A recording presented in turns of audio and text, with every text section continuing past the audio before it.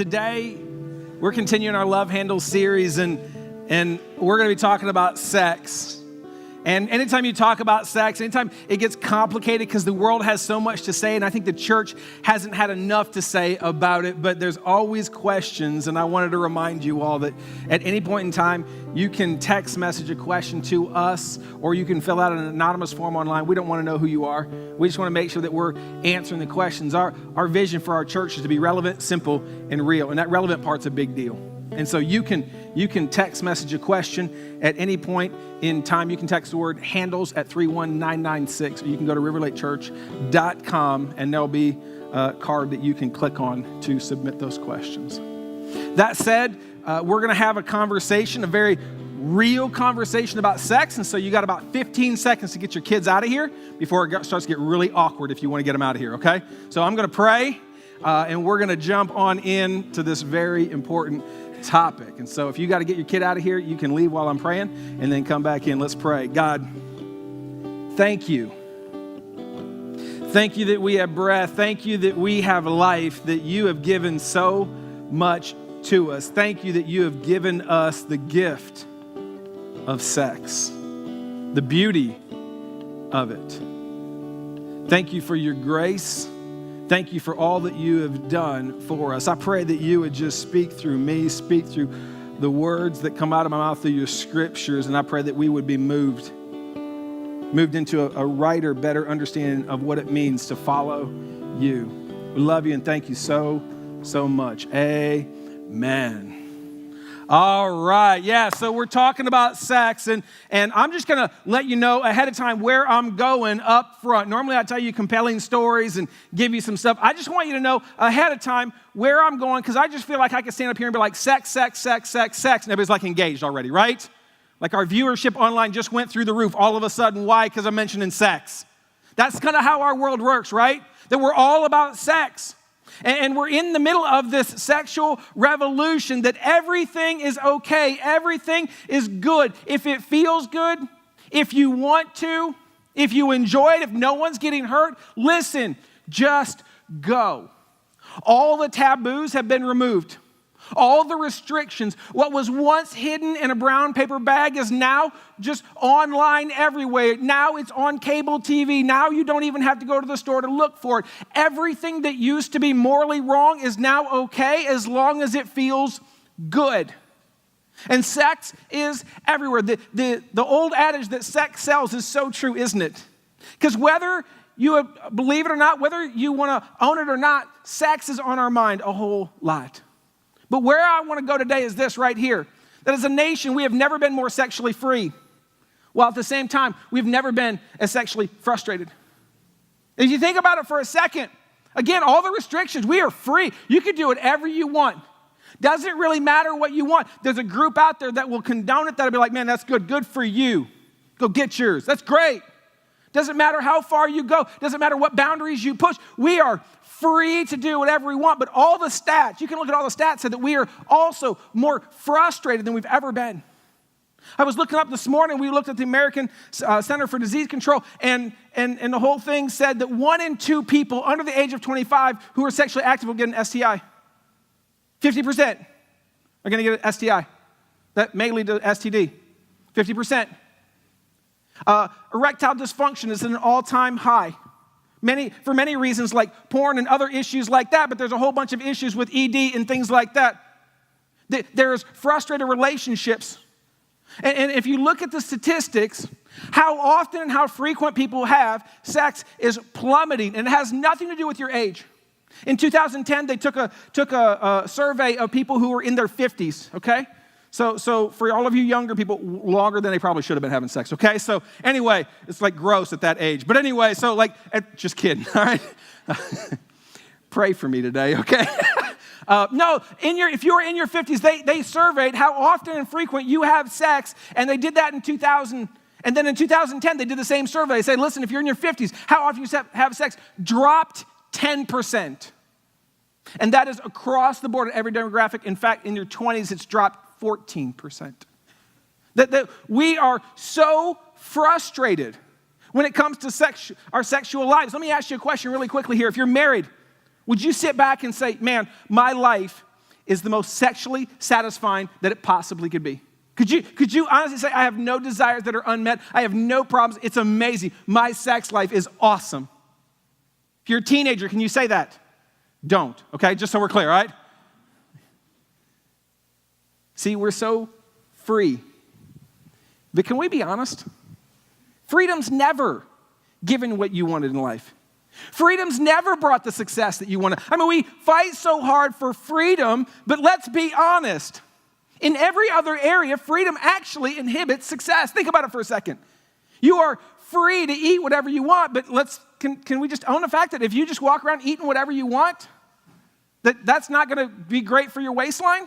That nobody's ever been like gotten in shape and you're like, man, what diet are you on? I'm on the eat whatever I want diet. It's amazing. It's awesome. I've lost 47 pounds. It's great. Anybody who says that, we hate you, just so we're clear, okay? Like, I don't want to talk to you. Don't tell me that. No, freedom never gives you success when it comes your way. In your time. Listen, the most successful people, you don't interview them and be like, hey, so talk to me about how you use your time. They're never like, you know what, I just get up in the morning. I just do whatever feels good. I just kind of sense it, and if it feels good and it doesn't hurt anybody, man, I just kind of do that. I have no boundaries. I have no regulation. I just do whatever I want, and you know what? It's okay. And I had the successful life. No. With your gym membership, with your marriage, with your parenting, with literally every other area of our lives, we understand, we see very clearly the boundaries. Boundaries are what gives us success. And actually, the deeper truth is this, that the more boundaries, the more disciplines that you have in an area, the more free you ultimately have later on in life. And we have lost that when it comes to sex. We have lost that when it comes to our culture right now. And I'm about to say some stuff that at the end of the day, I was praying through it all week. I'm just going to tick some people off, okay? I'm just going to own that right now, all right? If you're a teenager, you're unmarried, listen, whether you're divorced or widowed, man, I'm going to challenge you. I'm going to push some cultural assumptions, and you're probably not going to be like, I love my pastor today. That's okay. We're good. But I want to push some of you. If you're married, I need you to lean in even more because I'm going to push you even harder. Because actually, it's you that I need to speak to, because here's what I find too often. We go to the Bible to find out what it says about not having sex. We tend to ignore the Bible when it talks about how to have sex. And we miss some incredibly important stuff when it comes to our marriages and our sex and what that looks like. And so today, I'm going to say some stuff that's going to challenge, that's going to push. I'm going to walk through what I believe God says about sex and our minds and our bodies and everything like that. But as you're sitting there kind of pushing back, can we just answer one question up front? Can we just be honest together? Whether you line up with what God says or not, can we just own the fact what culture says is not working? Can we just own the fact that that's not working? Unwanted pregnancies, STIs, broken relationships, sexual, emotional abuse. There's problems abound. That whether you agree with what I'm going to say or not, can we just own the fact that, you know what, maybe there's something else out there that might be different. So as I'm talking and it sounds extreme and it sounds radical and it sounds like, oh my goodness, come on, are you serious? And just pause for a second. And just start with the assumption that, you know what, maybe there's a different take on how to handle our sex lives. So, that said, I got 5 things I want to tell you. 5 things I want to walk through that I think are important for us to understand. Number 1 is this: sex starts in the mind. It's not an act, right? You know that. It's not an act. I was a youth pastor for years. You want to know the single number 1 question I got asked by more teenage boys than ever? Nick, how far can I go with her? That's it. Where's the line? Because over there is let's get it on, all right? That's like we're naked and doing things and, you know, whatever. And right there is I met a girl, okay? And in between, hi, how you doing? And let's get it on is a whole lot of stuff, right? And they were asking me very important questions like, Nick, okay, I know I can't have like intercourse. It was always awkward when they called it that. I'm like, you mean sex? And, you know, I know I can't have that, but man, can I put my hand up her shirt? Can I go down? Can she go down? How far can I go? What does that look like? Can we take half our clothes off? Can we take 3/4 of our clothes off? I don't even know how you take 3/4 of your clothes off, but can we do that? I would get some weird questions. And here's what they're asking. They're saying, Nick, I know there's a line somewhere between, hey, you're hot, and over here, let's have sex. Nick, where's the line? How far can I go over here? And the problem is, the church for too long tried to answer that question wrongly and said, don't have sex. Don't have sex, don't have sex, don't have sex. That's the churches I grew up in. Don't have sex, don't have sex, don't have sex. Be pure, here's a ring, be pure, don't have sex, don't have sex, don't have sex. Just let me say something real quick. The Bible, let me just free some of you up. It never says don't have sex before marriage, never. Whole Bible, read the whole thing a couple times through, never ever says that. Every teenage boy is like, I like this, Mom. This is great, I like this church, okay, let's stay. No, it says something profoundly different. See, the church answered a question that should have never been asked. That you know what? It's not about an act. It's about your mind. In Matthew, Jesus says this. He's talking to him. And he says, you have heard it said, you shall not commit adultery. And all the people there, probably primarily men, are like, don't have sex. That was the line. That was my Sunday school teacher's line. That's what I was told. Don't have sex. Nailed it. I mean, my thought life is disgusting. But I haven't had sex. I am technically a virgin, but I am anything but pure. There are some young men and women in here that you are technically a virgin, but your mind is filled with nasty, terrible, hideous things because you look at pornography almost on a daily or weekly basis. And you are anything but pure. And Jesus kind of confronts this stereotype. He says, you've heard it said, don't have sex. And they're like, yeah, I got that, Jesus. He goes, no, let me tell you something. Next verse. But I tell you that anyone who looks at a woman lustfully has already committed adultery with her in his heart. I tell you there's a different standard. And I'm going to tell you today, you're going to have to answer the question of who are you going to trust? Because Jesus confronts a cultural norm back then, and he confronts it today where culture says it's okay and do it, and what's the big deal, and as long as it doesn't hurt anybody, as long as it's two consenting adults, and as long as you got protection, the whole deal. Last time I checked, there's no condom for the heart. And the problem is we have all these issues and all these things set up to kind of protect ourselves, to kind of engage in activities that God says don't do and still be protected. And it's not working. And here's the deal. Jesus says, listen, I'm going to tell you something that's countercultural. Some of you need to make a decision today. Who are you going to listen to? God or culture? Jesus or your best friend? It's challenging. I get it. I promise that all the guys weren't going, that's really good. I'm glad I heard that today. All the guys are going, dang it, why did I come to this? I knew I should. I didn't want to know that. It's messed up. But the problem is we live in a world where it's all about the line. It's how far can I go? And Jesus says, no, you don't understand. The line isn't don't have sex. The line's way, way over here. It says if you mentally fantasize, if you mentally go someplace that's inappropriate, you've already messed up. You've already compromised. Again, there's a lot of people in here. You're technically a virgin, but you're anything but pure. But for the married couples, I'm going to tell you what I deal with all the time. I deal with this compromise all the time because you sit back and you think, well, Nick, I'm not sleeping with her. I'm not sleeping with him. I technically haven't had sex. Yeah, but you're having lunch with him, and where's your mind go? Yeah, you dressed up for him. We talked about it a few weeks ago, right? And here's the deal. Your mind mentally is going to a different place with somebody other than your spouse. And Jesus is like, no. You've already committed adultery in your heart. You've already cheated. Do you know what this verse means? In this room right here, we have 100% cheaters. Sorry, Grandma, I'm calling you out, okay? Sorry.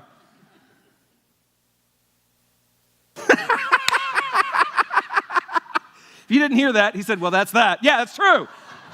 That's awesome. Can you come back next service and do that? That'd be great. Yeah, that's awesome.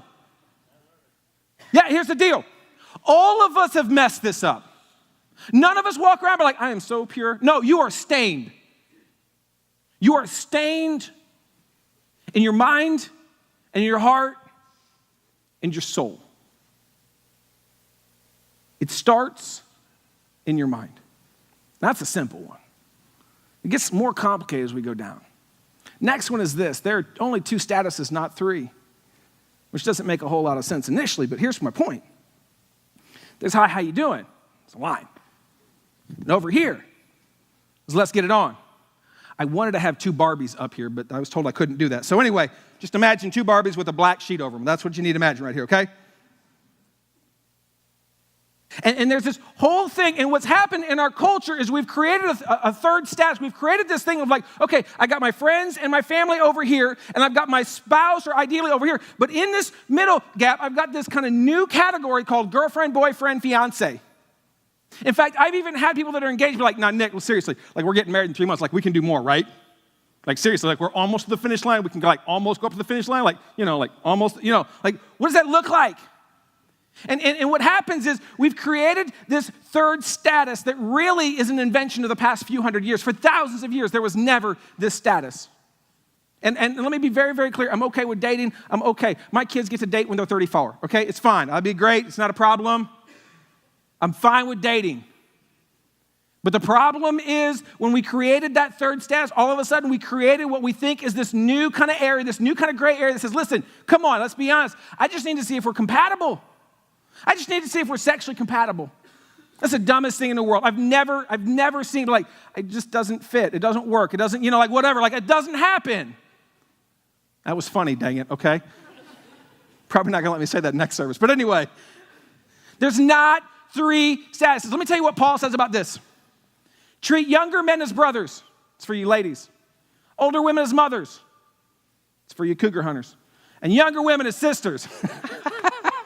Please pray for me, all right? Seriously.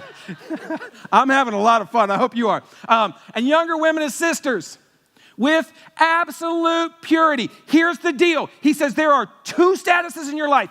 Family members. You have brothers and sisters. Well, not technically blood related. Are they your spouse? No. Are they a woman? Sister or mother. Are they your spouse? No. Is it a man? Yes. Brother. You have 2 statuses. Hi, how you doing? Let's get it on. Everything. Do whatever you want. Within reason. We'll come back to that. Okay. Do whatever you want. Nothing.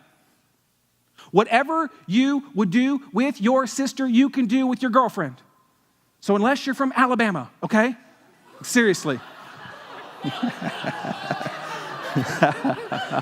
I'm having so much fun today, I'm telling you. I can't stand that university. State's probably pretty cool. My brother lives there. Love you, Mike. But anyway, the University of Alabama is a terrible, godless, pagan nation. Anyway, so I don't know why they gave me a stage. Okay, so no. Seriously, though, whatever you would do, here's the deal. You want to know how far the line is? You want to know what you do? No joke. Here's the deal. Here's what he says. Absolute purity. But that's not how we date, is it? No. We find her, we like him.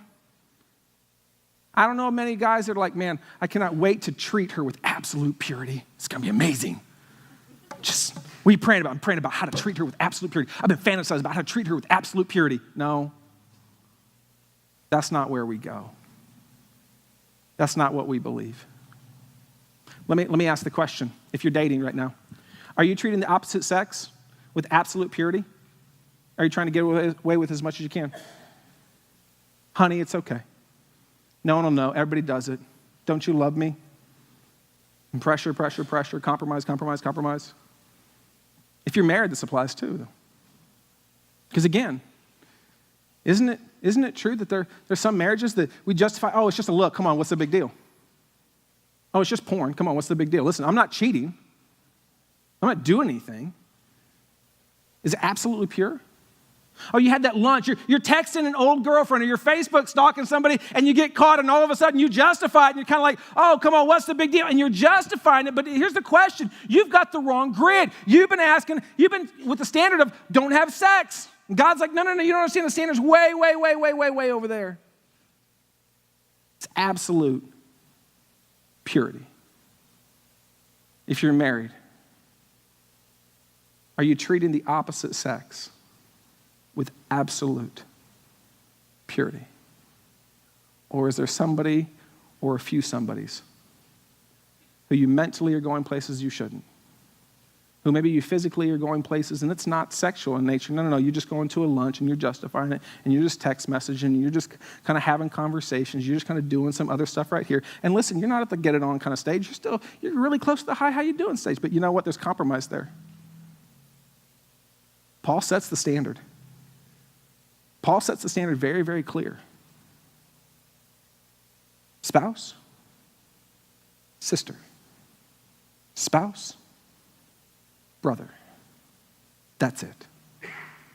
Date them. That's great. You should date. I don't want anybody to walk out and be like, Nick's against dating. No, you should date. You should not blindly marry somebody. But as you date them, your goal should be to treat them with absolute purity as you would your sister, as you would want somebody to treat your sister if you had a sister. That's the goal. Paul said there is no third status. It's not. Next one. Gets even harder. You can't control your desires. You're called to control your disciplines. I gotta be careful about this one. All right. You can't control your desires. Here's the deal. You don't get to control your desires. You don't get to control how you feel. We talked about that week one. If you missed week one, you can go online. I would highly encourage you. It's funny, okay? So you go back, it's relevant, it's simple, it's awesome. We talked about this. You are not in any way in control of who you are sexually attracted to. None. You don't wake up in the morning and be like, man, I hope I find the secretary hot. You never do that. No, you're in no control. Here's the deal. Likewise, you are not in control of your hormones. So you don't wake up one day and be like, man, I just really want to have sex with anything right now. I just really want to do that. If you're a teenage boy, that's what happens, right?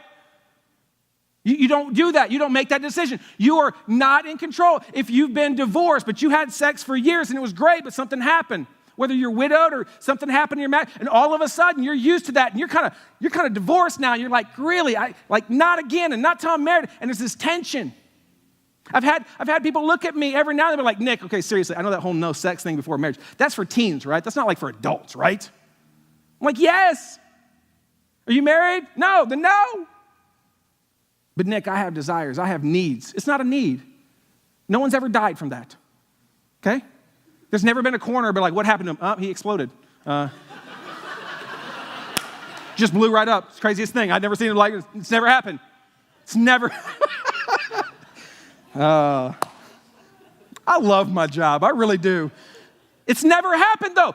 But I hear guys, especially sometimes women, but guys go, Nick, I have needs. No, you have desires, and your desires are fine. Listen, I'm not trying to diminish your desires. And let me speak to some ladies here really quickly, because listen, in our culture, it's one thing because I think we elevate men's desires, like it's just a dude. And then somehow in women, you're made to feel bad if you have a high sexual desire. That's not a bad thing. God made you that way. You should want to have sex. Every person in here, that's a desire. It's not a bad desire. And you're not in any control over it. Here's what you're in control over. You're called, put that word in here specifically. You're called to control your disciplines. That's totally different. You don't get to control your desires. You absolutely control your disciplines, though. You absolutely get to do that. And here's the deal. God gives us desires that fuel our future. You have desires in you, and what you do with them determines your future. As we're going to see here in a few minutes, we've messed that all up. Paul writes this letter to this church in Corinth, and it is filled with so many good things.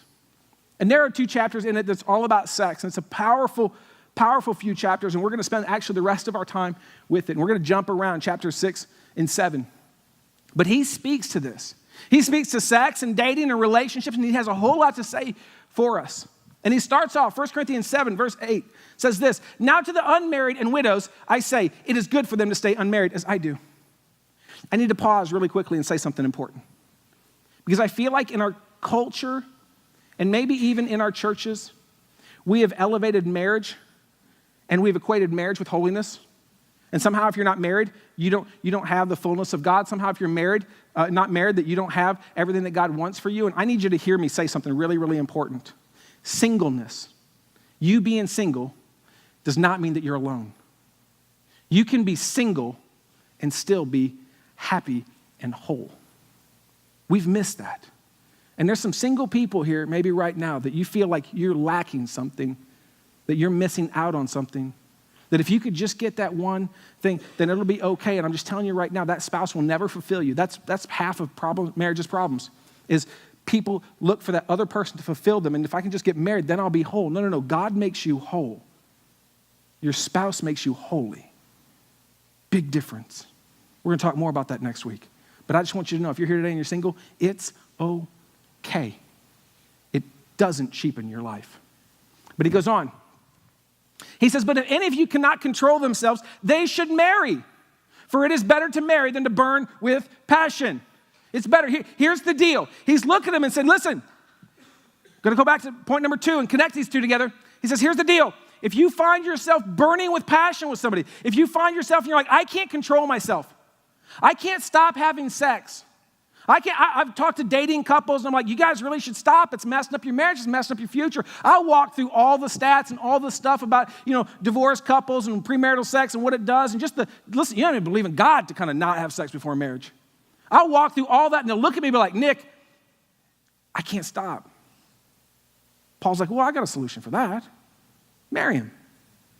If you burn for somebody, marry him. It's really simple.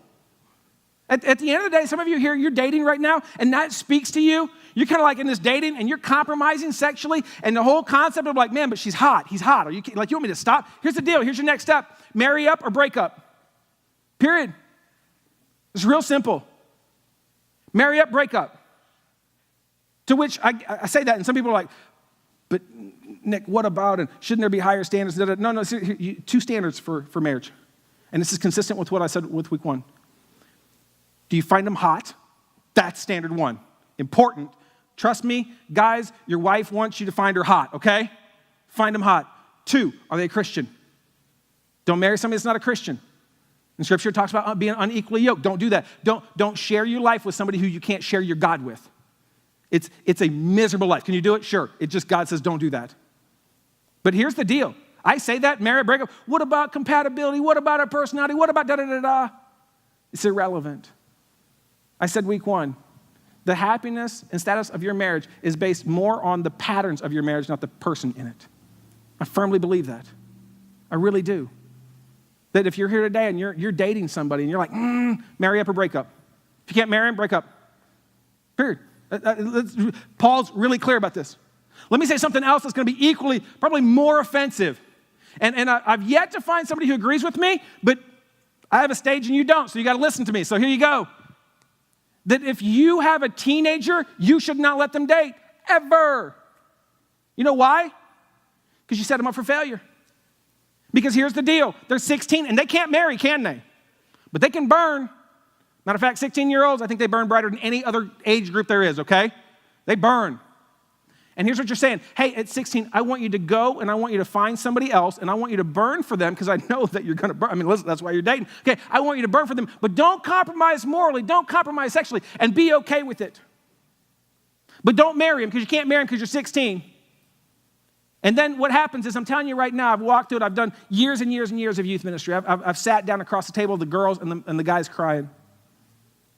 Teenagers dating in high school. There's not one single positive outcome that comes from it. Not one. Never happens. Because either they're going to be sexually frustrated, because they're not going to do anything, but they're going to burn. They're going to compromise sexually, which is not God's desire, or they're going to break up and have heartache over it. I'm just telling you. And you can argue with me, they'll be okay, and da-da-da-da. I just have a higher standard for my kids. I don't want them to be okay. I want them to thrive. Paul says, listen, here's the deal. You're going to burn. You're going to have desires. That's okay. Have disciplines around them. One of those disciplines in our households, you can't date on a serious basis until you're 18. When you're 18, you can leave out, you can get married, you can do whatever you want. Listen, you find the right woman, become the right man, God bless. Do whatever you want. But I'm not going to intentionally put my kids in a situation where I know that they cannot win, no matter what happens. Again, not a very popular opinion. But here's what I want you to see more than anything. Before marriage, sex is a healthy desire that should drive healthy disciplines. In our current culture, we have what's called a Peter Pan syndrome. A bunch of grown men who act like boys. They still live in their mama's basement. They don't know how to dress. They don't have a bank account that they know how to use. They're in debt. They're terrible. You know why I think that is? It's because we don't teach young men and young women that their desire is okay, but it should drive their disciplines. And so with the access of porn, with the access of sex outside of marriage and relationship with a culture that says do whatever you want to do as long as it feels good, as long as it's okay, with all of that, what happens is when the healthy desire comes in them, they just release it in some way, whether by themselves or with somebody else, and it doesn't drive any disciplines.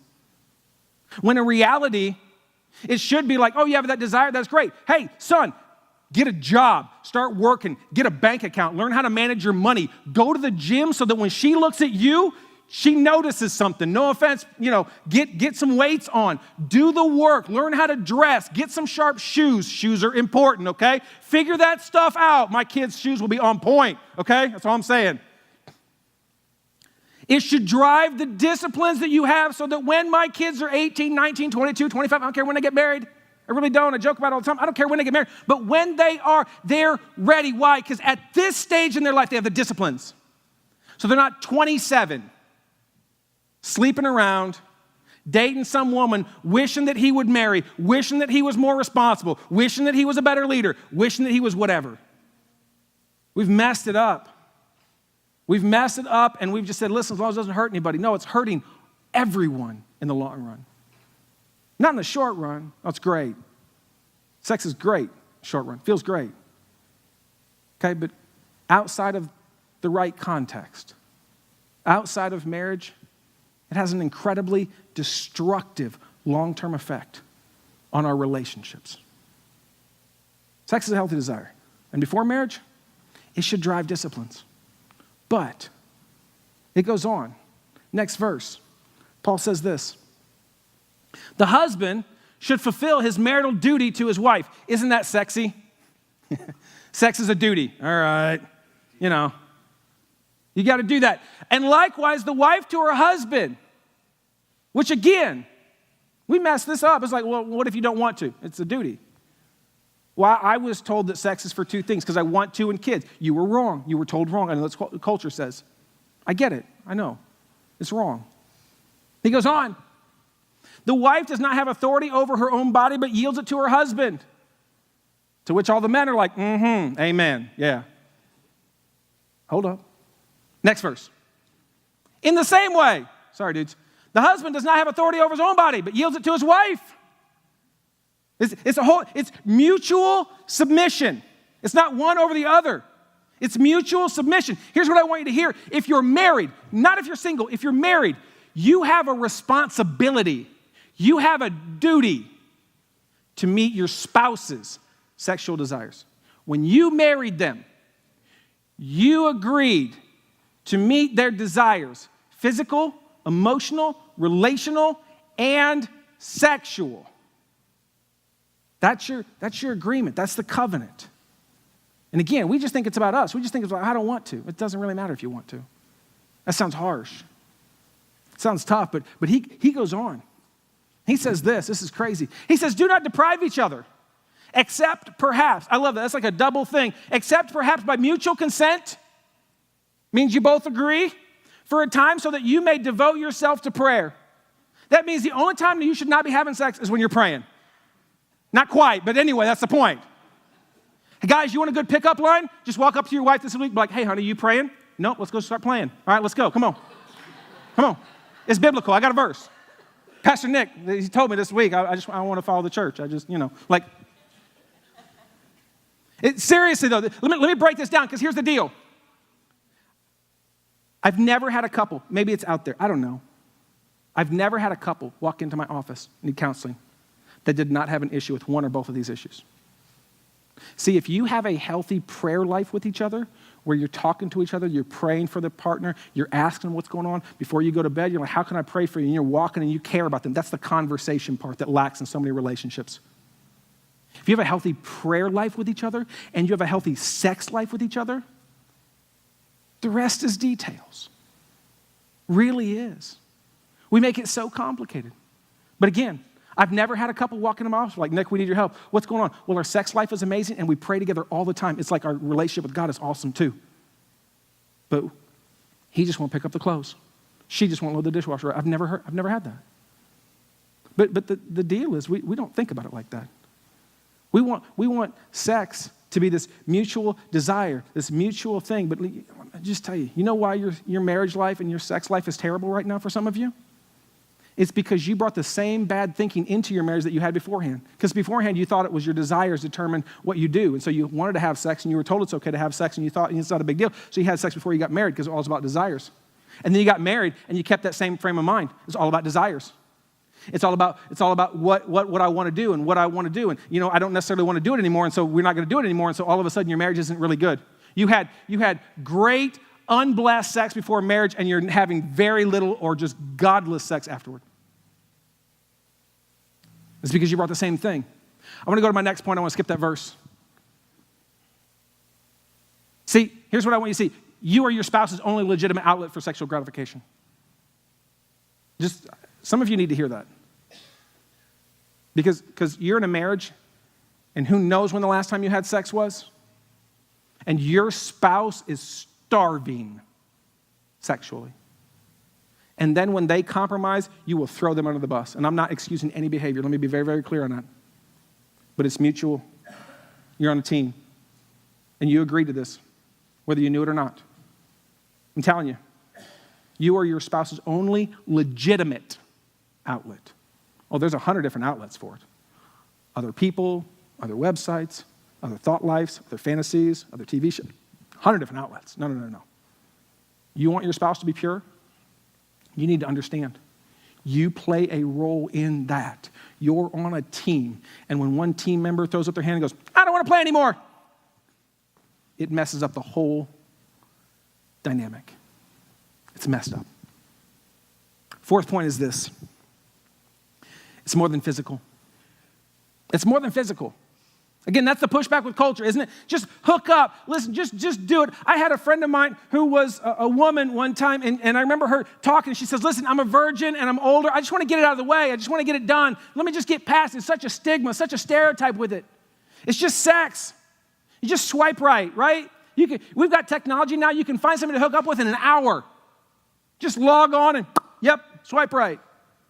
Swipe left. I don't know what direction it is. I said that confidently. It could be left. I'm not sure. But you just swipe and there they are. You just hook up. It's just sex. It's just physical. We know that's not true, right? It's why a shower won't take away the stains from past sexual mistakes in this room. That's why you can't wash it off. You can't wipe it off. Because it's deeper. It's not just physical. There's something more going on when you combine your body with somebody else's body. Paul talks about it in 1 Corinthians 6, and he says this, do you not know that he who unites himself with a prostitute is one with her in her body? Don't you understand that he's writing this?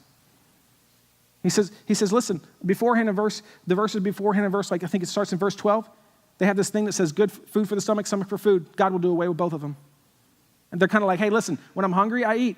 When I want to have sex, I just go have sex. It's just, God's going to destroy both of our bodies. It doesn't matter. It's just food. It's just physical. It's just not a big deal. Paul's writing this, and he goes, no, you don't understand. You have sex with somebody? You're one with them. You're joined with them. It's deeper than just a physical act. He goes, for it is said the two will become one flesh. And that does not mean just for the moment. That does not mean just for the act. Because he goes on, 2 verses later. I had to memorize this growing up. My mom was smart. I don't know if she knew, I was a dude or what, but she said, I had to memorize. Flee from sexual immorality. Run. Don't ask where the line is and be like, okay, I'm going to tiptoe. Oh, I fell over. Don't do that. Why? Don't miss this. Culture will never tell you this. They're scared of this. Sex is the most powerful thing in our world right now. Drives so much of what happens in our world. He says, because all other sins, that means even murder. All other sins, person, men and women commit are outside the body. But whoever sins sexually sins against their own body. You can't wash that off. You can't move past that. Sex is soul forming. It's deeper. It's spiritual. It's more than just an act. It actually takes two souls and joins them together, and the people are never the same. It's a way bigger deal. It's why in this room there's abuse, and you can't get past it because you feel stained. You feel marked. You feel hurt. You're not sure what to do about it. It's different. Again, we live in a culture, they'll never tell you that. They'll never excuse that. They'll tell you do it and worry about the circumstances later. And then they'll tell you you need help and here's a psychiatrist. Or they'll tell you you're a terrible person because you struggle with it or whatever. Sex is soul forming. Paul writes this. He says, listen, you want to know why sex outside of marriage is such a big deal? Because it shapes your soul. It shapes who you are and who you're becoming. It shapes your relationship with God. It's why there's guilt and shame. It's why when I do counseling, if somebody's like, hey, Nick, I've been struggling with something for years. I need to come meet with you. It's never, I stole something when I was in 5th grade. It's never, I got beat up. That's a physical act. I got beat up. I got the garbage beat out of me. And you know what? I just can't get past it. That's never happened. No. Every single time, actually. Somebody says, Nick, I really want to meet with you. I got some stuff I'm trying to get back. Every time, almost, 95% of the time, some level of sex act that was either done to them or they did to somebody else or they did mutually together that has stained them. They can't get past it. Our culture's messed up. It's messed up. And it's going to bait you and bait you and bait you and bait you and bait you and bait you and bait you and tell you it's okay and tell you there's no rules and tell you do whatever you want to do and tell you you're free. But I'm telling you right now, freedom doesn't work for this. Disciplines do. And so this week, I don't know where you're at. What I want to encourage you to do is for some of you, you've got to take hold of your thought life. You've got to own the fact that, you know what, it's not just having sex. It's not just an act. No. It starts in the mind, and you're going to start to pursue purity with your thoughts in every element of your world. With what you look at, with what you think about, with what you fantasize about, with how you treat other people. No. You're going to own the fact that it starts in your mind because you've never crossed the line. And again, you might be a virgin, but you're anything but pure. And some of you this week, you need to start to own it. You need to start to work around that. You need to start to own the second part of it, which is, listen, I don't have an excuse to treat my person I'm dating sexually any different than I would my sister or brother. I don't have any excuse to do that. There is no third status. Many of us need to walk out of here and start talking about the disciplines that we need to apply to our lives. The disciplines that we need to guide our lives both before and after. If you're married, let me tell you, that flips. There's a slide that we skipped. Can we put it back up there with marriage? That I said this, sex before marriage is a healthy desire that should lead to healthy disciplines. Sex after marriage is a healthy discipline that will lead to healthy desires. Some of you right here, you don't have a good, healthy sex life and you're married. Here's why: you don't have the right disciplines. You need to serve your spouse. You need to put disciplines around your mind and around your heart. You need to put disciplines around your sex life. I'll tell you right now, I don't say this much, but you should have a gauge for how often you have sex. And when you break it, when you get on empty, whether you want to or not, do it. It's uncomfortable. It's awkward. Do it anyway. It's a discipline. It'll be okay. You won't be traumatized by it, okay? You need disciplines around that. That's where some of you are. And some of you just need to run. Run. Run from whatever's in front of you. You're in a relationship or you're flirting with somebody or you're flirting with temptation, you're flirting with something. I'm telling you right now, do what Paul says. Run. Because it's soul forming, it's different, it shapes you more than anything else you do. And if you don't run, you will wake up one day not free, like culture says, trapped in a relationship, trapped in a situation, trapped in a marriage, stained, guilt-ridden, shame-filled, looking back at a past and you're going, I don't know why I did that. Sex is soul forming. But the last thing I want you to see is this, that the gospel is also soul forming.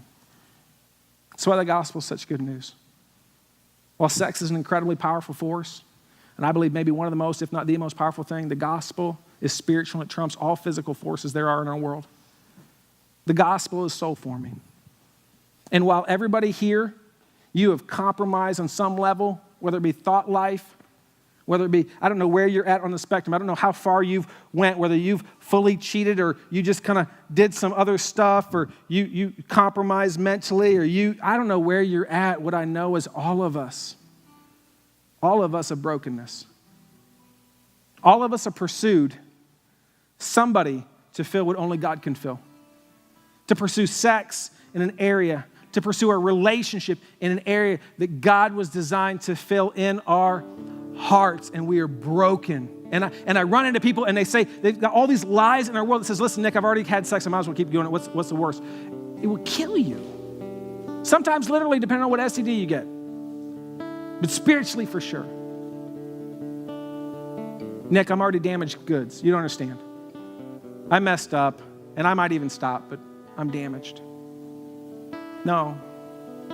Again, the gospel's soul forming. John says this, 1 John says, if we confess our sins, he is faithful and just and will forgive us our sins and purify. He will purify us from all unrighteousness. There is no exclusions. There is no issues. There's nothing like, oh, I can't fix that. I can't wipe away that. I can't wash away that. No, he's like, listen, no matter what you've done, when we confess it, when we put it under the authority of our God and say, no, I messed up. I walked away from you. I compromised. I listened to the wrong voice. Somebody did something to me. I don't know what it is. What I know is we have a God who makes everything clean, who purifies everything. And statistically in this room, there are people who have been abused and there are people who are abusers. And there's guilt and there's shame. And I want you to know that your God loves you. And he sent his son for you to die for you. That's how much he loves you.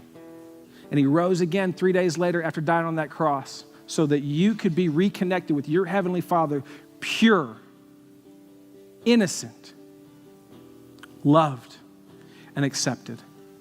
Not for who you pretend to be, but for who you actually are. And so today, I don't know where you're at. I don't know what your next step is. I want us all to bow our heads.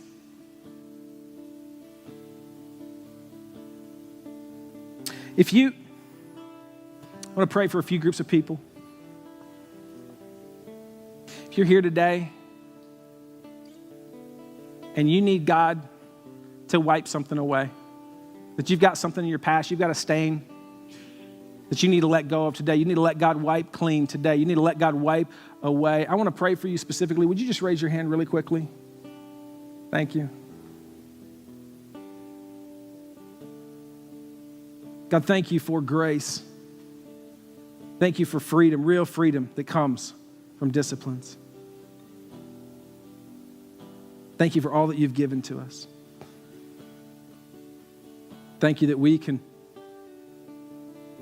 know we are good with you and with the world around us. Thank you, Father. I pray for all the men and women who raise their hands that you would just free them, that they would feel you washing away all the guilt, all the shame, all the pain that comes with this gift used wrong. Be with them and encourage them. For the rest of us, if you need to make a decision for Jesus, if you need to give him your life, if you've never done that and you need to take a stand for that today and step into that grace that you felt unworthy, you have felt used, you have felt abused, you have felt like you were too far, I want you to pray after me. God, I give you my life. I give you my sin. I receive your grace. Thank you, Jesus, for the gospel. Forgive me and help make me new. Amen. For the rest of us, God, help us be who you've called us to be. Help us be the church. Help us walk in freedom, real freedom. We love you and we thank you so, so much. Amen. All right, look up here with me real quick. Here's the deal. If you prayed that prayer for the first time, if you gave your life to Christ, we want to know about it. We say all the time that it's not our job to convict you, but it's our job to disciple you. If you prayed it online, maybe you're watching online, I want you to text the word no to 31196. No, 31996. I'm going to get that one of these days. We want to partner with you. We want to celebrate you. We want to walk with you through this journey. We're excited for you, that God's made you new. For the rest of us, the hard part's over. Next week will be better. Today was pretty fun though, wasn't it? Don't laugh at me. No, laugh with me. No, anyway. Hey, God bless. Have a great week. We'll see you next Sunday.